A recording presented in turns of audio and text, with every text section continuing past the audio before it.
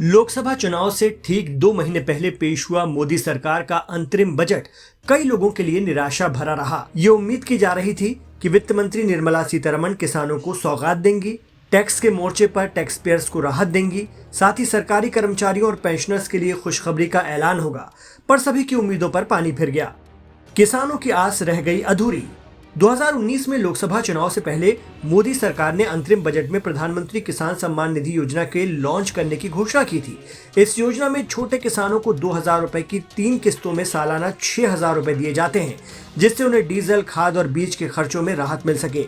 BJP को 2019 के लोकसभा चुनाव समेत कई राज्यों के विधानसभा चुनाव में इस योजना का जबरदस्त फायदा भी किसानों के समर्थन के रूप में मिला। किसानों को इस बार आस थी कि 2024 के लोकसभा चुनाव से पहले मोदी सरकार पीएम किसान सम्मान निधि योजना की रकम में बढ़ोतरी करेगी, क्योंकि 5 सालों में फसलों पर किसानों की लागत बढ़ी है। अब किसानों को डीजल और बीज पर ज्यादा पैसा खर्च करना पड़ रहा है, लेकिन देश के 11 करोड़ किसानों की उम्मीदों के बरखिलाफ किसान सम्मान निधि की रकम अंतरिम बजट में नहीं बढ़ाई गई।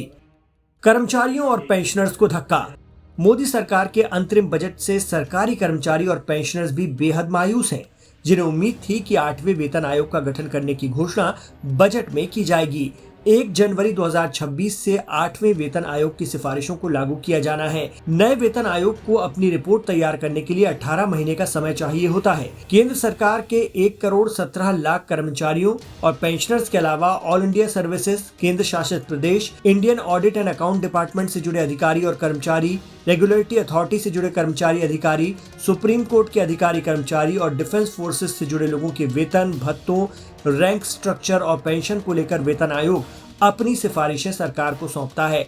8वें वेतन आयोग के गठन का समय आ चुका है। बावजूद इसके मोदी सरकार ने वेतन आयोग बनाने के अब तक संकेत नहीं दिए हैं। सरकारी कर्मचारियों को इससे धक्का लगा है। टैक्स पेयर्स निराश।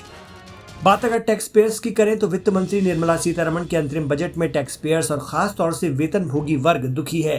टैक्स पेयर्स को ये उम्मीद थी कि सरकार टैक्स के बोझ को कम करेगी। मोदी सरकार के 10 साल के कार्यकाल के दौरान डायरेक्ट टैक्स कलेक्शन में 3 गुना उछाल देखने को मिला है। नए इनकम टैक्स सिस्टम को और आकर्षक बनाने के लिए भी बजट में कोई घोषणा नहीं की गई है, जिससे आयकरदाता निराश हैं। कुल मिलाकर देखा जाए तो केंद्र सरकार का अंतरिम बजट किसानों, कर्मचारियों और पेंशनरों के हाथ खाली ही कर गया।